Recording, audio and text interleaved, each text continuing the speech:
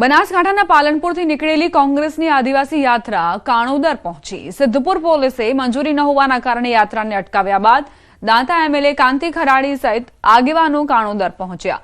કાણોદર નજીક આદિવાસી સમાજના ધરણા યાત્રા અટકાવવા બાબતે એમએલએ કાંતિ ખરાડીએ કહ્યું કે અમે અમારા દાખલા મેળવીને રહીશું। ધરણો આટલે નતા એ લોકો એમની સરકારી ગાડીમાં પાછા લઈ ગયા, પાછા સરકારી ગાડીમાં આ જગ્યા છો ને આગળ બી લઈ ગયા ને સરકારી ગાડીમાં પાછા ઓય બી લાયા। કેટલા દિવસ કેટલા વખત લઈ જાય કેટલા લાવે એમની નબળી નીતિ જાહેર થઈ રહી છે। ગુજરાત એકલું નહીં જો કે આખું રાજ્ય ને દેશ જોઈ રહ્યું કે ધર્મ ધક્કા ચાલુ કરી દીધા છે। કેટલા દિવસ પાછા લઈ જાય કેટલા પાછા લાવશે, જે કરવું એ કરે, પણ અમે અમારા દાખલા માટે અડીખમ રહેવાના છીએ। વડોદરાના મકરપુરામાંની સાંઈ દર્શન સોસાયટીમાં શ્વાનના આતંકના મામલે કોર્પોરેશનની ટીમે શ્વાનને પકડ્યો। શ્વાને સોસાયટીમાં 30થી વધુ લોકોને બચકા ભર્યા હતા। સોસાયટીમાં લોકોએ અનેકવાર રજૂઆત કરી છતાં તંત્ર જાગ્યું ન હતું। આખરે કોર્પોરેશનના કર્મચારીઓએ રખડતા શ્વાનને પકડી પાંજરે પૂર્યો। છેલ્લા 1 મહિનાથી શ્વાનનો ત્રાસ હતો।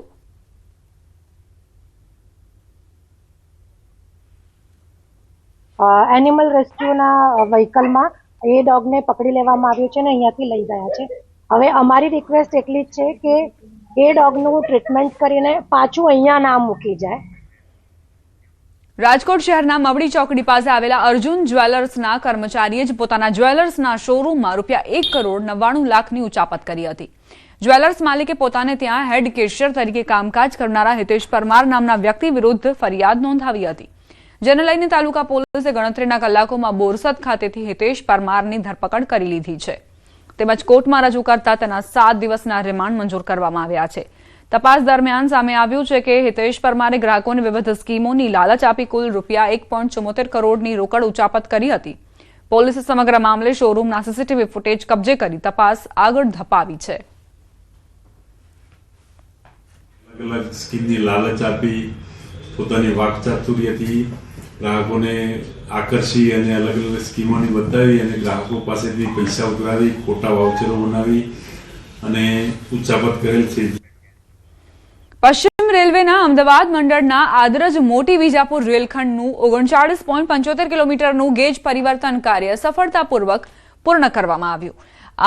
આજ રોજ આ બ્રોડગેજ લાઇન પર 120 કિલોમીટર પ્રતિ કલાકની ઝડપે સ્પીડ ટ્રાયલ લેવામાં આવી હતી, જેમાં ટ્રેને આશરે 40 કિલોમીટરનું અંતર માત્ર 20 મિનિટમાં કાપીને એક મહત્વપૂર્ણ સિદ્ધિ હાંસલ કરી છે।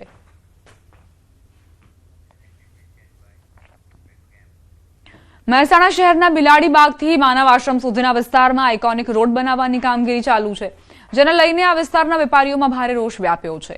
વેપારીઓનો આક્ષેપ છે કે વિકાસના નામે રોડ સાંકડો કરી દેવાયો છે અને દુકાનોની આગળ દિવાલો ચણી દેવાઈ છે। આ અંગે વેપારીઓએ સ્વયંભૂ બંધ પાડી વિરોધ દર્શાવ્યો હતો અને મ્યુનિસિપલ કમિશનરને આ મામલે રજૂઆત કરી હતી અને આ દિવાલો તોડવામાં નહીં આવે અને કટ મૂકવામાં નહીં આવે તો ઉગ્ર આંદોલનની પણ ચીમકી ઉચ્ચારી હતી। મનપા કમિશનરે વેપારીઓની રજૂઆત સાંભળી યોગ્ય નિરાકરણની ખાતરી આપી છે। કે જે 12 મીટરનો રોડ છે અને 9 મીટરનો કરશે તો આવતા જતા સાધનો તકલીફો વધવાની છે, સાધનો ટર્ન નથી લઈ શકતા, બરોબર, અને ડિવાઈડરો લાંબા હોવાના કારણે લોકોને ફરીને અવરજવર કરવાની ફરજ પાડી છે, બરોબર, અને એનાથી અમારા જે દુકાન વર્ગના લોકો છે જેમની દુકાનો ત્યાં છે એમના ગ્રાહકોમાં બહુ ડિસ્ટર્બન્સ આવી રહ્યો છે। ગ્રાહકો લાંબુ કટ મારીને પાછા વળીને આવતા નથી। એમની દુકાને માલ સામાન ઉતારવા માટે કોઈ કટ નથી રાખ્યો, એમના ગ્રાહકોને દુકાન સુધી આવવા માટે કોઈ કટ નથી રાખ્યો, પાર્કિંગ એક્ટિવા ઉભી રહે એટલો પણ રસ્તો નથી રાખ્યો। અત્યારે લોકોને એવું લાગે છે કે જે આપણે પેરેલલ પાર્કિંગ પ્રોવાઈડ કરીએ છીએ એનાથી રોડ સાંકડો થઈ જાય છે, પણ અત્યારે જે આપણે ફાઇનલ રોડ સરફેસ થઈ નથી એટલે એવું કન્ફ્યુઝન છે। અમે બધાને સમજાવ્યું છે, એમાંથી અમે સોલ્યુશન લાવીને આગળ વધીએ છીએ। જામનગરમાં જિલ્લા પંચાયતની સામાન્ય સભા મળી, જેમાં કુલ 9 મુદ્દા પર ચર્ચા કરાઈ હતી, જેને લઈ મુખ્યત્વે રેતી રોયલ્ટીના 78 લાખ અને સ્ટેમ્પ ડ્યુટીના 20 લાખના કામોનું આયોજન કરવામાં આવ્યું હતું। આ ઉપરાંત વિવિધ બાકી રહી ગયેલા કામો અંગે પણ આયોજન કરાયું હતું। આ ઉપરાંત ચૂંટાયેલા પદાધિકારીઓએ અધિકારીઓ ગાંઠતા ન હોય તેવા આક્ષેપ કર્યા હતા અને એક સાથે 3 અધિકારીઓ સામે કાર્યવાહી કરવા સત્તા પક્ષના ચૂંટાયેલા સદસ્યોએ પ્રશ્નોત્તરી દરમિયાન સામાન્ય સભામાં ઠરાવ કર્યો હતો। આ સાથે ધારાસભ્ય હેમંત ખવાએ વિવિધ ગ્રાન્ટના કામો બાકી રહેલા કામોને લઈને પ્રશ્નો ઉઠાવ્યા હતા। રેતી રોયલ્ટીના 78,05,000 અને સ્ટેમ્પ ડ્યુટીના 20,23,000 રૂપિયાનું આયોજન કરેલ છે. અને આજની સભાની અંદર અમુક 2 મુદ્દા એવા પણ હતા કે મહત્વના મુદ્દા હતા કે અધિકારીઓની મનમાની, જિલ્લા પંચાયતના સભ્યોએ બહુ સહન કર્યું, એના માટેના મુદ્દા હતા. એ મુદ્દાની વિસ્તૃત ચર્ચા થઈ છે, એનું નિરાકરણ આવશે. આ જિલ્લા પંચાયતની સામાન્ય સભામાં અણઘડ વહીવટનો ઉત્તમ નમૂનો શાસક પક્ષે પૂરો પાડ્યો. શાસક પક્ષે હંમેશા વિપક્ષના આક્ષેપોનો જવાબ દેવાનો હોય, વિપક્ષના પ્રશ્નોનો જવાબ દેવાનો હોય. એના બદલે આપ સૌ પત્રકાર મિત્રોએ જોયું કે શાસક પક્ષ દ્વારા જ અધિકારીઓ ઉપર એટલા બધા આક્ષેપો કરવામાં આવ્યા અને દર વખતનો આ સિલસિલો હોય એ મુજબ ગત વખતે પણ ડેપ્યુટી ડીડીઓ એમનું સાંભળતા નથી, એમનું માનતા નથી, એવા આક્ષેપો કરવામાં આવ્યા હતા. આ વખતે પણ 3 વિભાગના અલગ અલગ વડાઓની સામે આ લોકોએ ટોકન દંડ કરવાની અને એમને સરકારમાં પરત મોકલવાની જોગવાઈ કરવા માટેનો ઠરાવ લેવામાં આવ્યો. જૂનાગઢમાં છેલ્લા લાંબા સમયથી સસ્તી અને સુલભ પરિવહન સેવા માટે વલખા મારી રહી છે.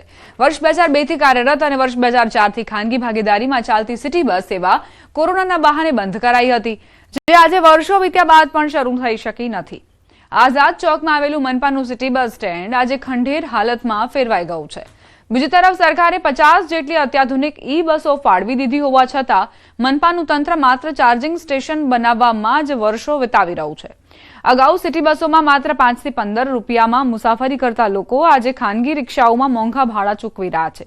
તો બીજી તરફ સત્તાધીશો વર્ષ 2026 સુધીમાં સેવા શરૂ કરવાનું આશ્વાસન આપી રહ્યા છે, જેને લઈ સ્થાનિકોમાં ભારે રોષ જોવા મળી રહ્યો છે અને વહેલી તકે આ સેવા પુનઃ શરૂ કરવાની ઉગ્ર માંગ ઉઠી છે.